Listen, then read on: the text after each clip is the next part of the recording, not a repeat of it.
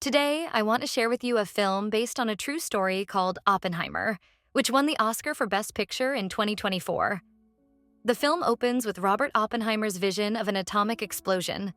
It takes us to a 1954 security hearing where they must determine if he is guilty of leaking classified information. Robert argues that the case should be viewed in the context of his entire life. In 1924, a young Oppenheimer begins studying physics at Cambridge. During a lab session, he accidentally spills some reagents, and the instructor tells him to start over. Robert insists he must attend a lecture by Niels Bohr, but the teacher insists he finish his work first. Once the class is over, he takes a potassium cyanide vial and stabs an apple on the table before sneaking off to Bohr's lecture. However, the next day, he realizes what he has done and rushes back to the classroom to retrieve the apple, where he prevents Bohr from eating the poisoned fruit. Bohr is impressed by Oppenheimer's knowledge and suggests he transfer to a university that will help him reach his full potential. Oppenheimer then enrolls at the University of Göttingen, where he dives deep into quantum physics and works on his dissertation. The story shifts to 1959, where the Senate is discussing Louis Strauss's nomination for Secretary of Commerce. During the meeting, Strauss expresses his negative opinion about Oppenheimer, claiming he has ties to communist groups and revealing a personal grudge from their first meeting in 1947. Strauss, who leads the U.S. Atomic Energy Commission, offers Robert a position at Princeton, but Oppenheimer declines. Spotting Albert Einstein by the lake, Oppenheimer approaches him, showing disdain for Strauss. They have a brief conversation before Einstein leaves, ignoring Strauss. After finishing his studies in Göttingen, Oppenheimer attends a lecture by Heisenberg, who praises his work and suggests collaborating, but Oppenheimer declines, stating he intends to return to the U.S. Back in the U.S., he begins teaching at Berkeley, starting with just one student. However, word spreads, and soon his class grows rapidly. At the hearing, Strauss reveals that the FBI started compiling a dossier on Oppenheimer as soon as he returned to the U.S.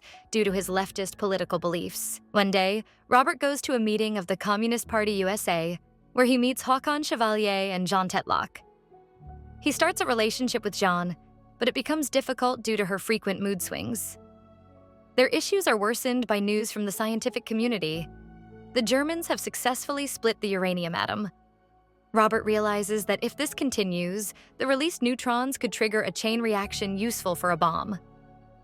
Shortly after this news, Hitler invades Poland, starting World War II. At another Communist Party meeting, Robert meets Catherine Puning, and they begin a romantic relationship. Catherine leaves her husband to marry Robert, but he continues to see Jean even after their marriage. During his hearing, Oppenheimer expresses that the Communists' neutrality at the war's start significantly damaged his trust in them, despite Catherine being a party member. At the university, Oppenheimer meets General Leslie Groves, who invites him to lead the Manhattan Project to develop an atomic bomb. The general is worried that the Nazis could create such a powerful weapon and have a significant head start in the process. Robert argues that the U.S. has one chance to get ahead of Hitler, hoping that his anti-Semitism will stop him from letting Jewish scientists like Heisenberg develop the bomb. He insists that scientists who fled from Hitler's regime should be included in their efforts. Although General Groves is initially against this idea, Oppenheimer convinces him it's essential for winning the nuclear race. To support the Manhattan Project, a separate city is built in Los Alamos for scientists and their families. Meanwhile, Oppenheimer and Groves travel across the country to recruit top scientists for the atomic bomb project. Some scientists are uncomfortable with using their knowledge for weapons, but Robert argues that it's better to create such a weapon than let the Nazis do it. During their first meeting, a serious calculation issue arises. Robert tells the scientists to redo the calculations and decides to consult Einstein. There are concerns that uncontrolled uranium decay could trigger a catastrophic chain reaction that might destroy the world. Robert asks Einstein to verify the calculations, but Einstein insists it's Robert's responsibility.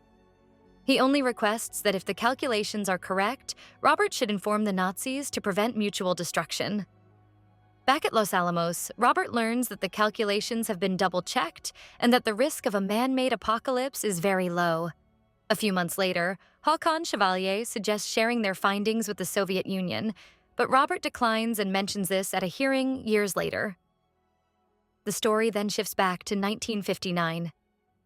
During the hearings on Strauss's nomination for Secretary of Commerce, the Senate announces that a particular scientist will be called to testify, causing Strauss to worry about what he might say.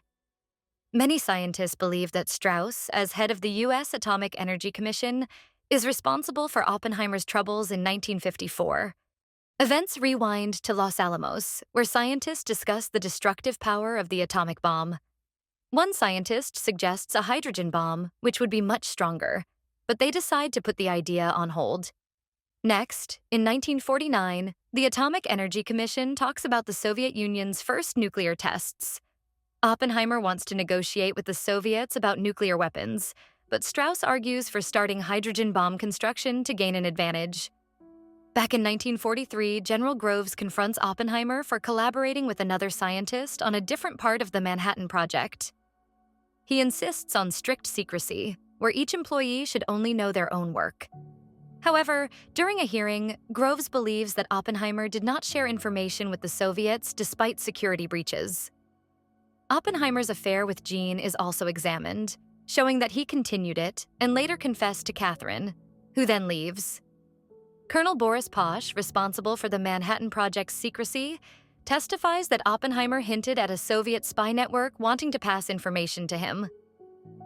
Boris asks for the intermediary's name, but Oppenheimer refuses to avoid trouble for Chevalier. Later, he does provide a name. At Christmas, Boris, stuck in Europe due to Nazi occupation, visits Los Alamos, advising the scientists and warning Oppenheimer that they are creating a weapon that could ultimately destroy humanity. Robert learns that Jean Tetlock has died by taking pills and drowning in the bathtub, leading him to have a nervous breakdown. He retreats into the woods where Catherine finds him and urges him to regain his composure. Tensions rise among the scientists as one member continues to pursue the hydrogen bomb while neglecting his responsibilities. The story moves to 1949, where the Atomic Energy Commission debates the hydrogen bomb's practicality. Oppenheimer proposes establishing a commission to regulate nuclear weapons globally instead of just increasing stockpiles, warning that if they develop the bomb, the Soviets will feel compelled to do the same. During this meeting, Robert encounters William Borden, who will later report to the FBI that Oppenheimer sabotaged the hydrogen bomb project, using Robert's personal file provided by military adversaries.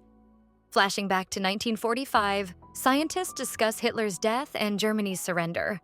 Some question if the bomb should be used beyond testing, and Oppenheimer defends the decision to use nuclear weapons against Japan. Since using the bomb is better than a naval landing, which would likely cause more casualties, Oppenheimer's team gets ready for the first test detonation, named Trinity. The winning scene of the entire film finally approaches. The day before the explosion, Robert inspects the bomb to grasp the scale of what's about to happen. The test is set for early morning on July 16th. Oppenheimer and Groves spend a restless night in the bunker, worried that the explosion could potentially destroy the world. The team gathers sunglasses and welding glasses to watch the blast. As the timer counts down, tension builds. A brilliant flash of light illuminates the night sky, signaling a successful test. The crowd cheers and congratulates Oppenheimer. Soon after, the scientists create 2 more bombs for the military. However, Robert starts to grapple with the moral implications of using such a devastating weapon on people.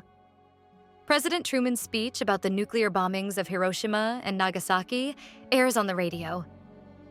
While others celebrate the impending end of the war, Oppenheimer feels guilt over the lives lost. He passionately addresses his team, but imagines the destruction the bomb will cause. Robert becomes a worldwide scientific celebrity, gracing the cover of Time and receiving an invitation to meet the president. Truman initially praises him for the bomb's development, but when Oppenheimer admits to feeling responsible for the deaths, Truman hands him a handkerchief to wipe it off and dismisses him as a whiner. Years later, during the hearing, it's revealed that after the war, Oppenheimer focused on limiting U.S. nuclear capabilities. This caused a conflict with Strauss, who used his connections to undermine Robert's supporters. It becomes evident that Strauss leaked Oppenheimer's file to Borden and orchestrated a closed hearing to damage Robert's reputation. When asked when his views on nuclear weapons changed, Robert explains it was when he realized the U.S. would use any available weapon.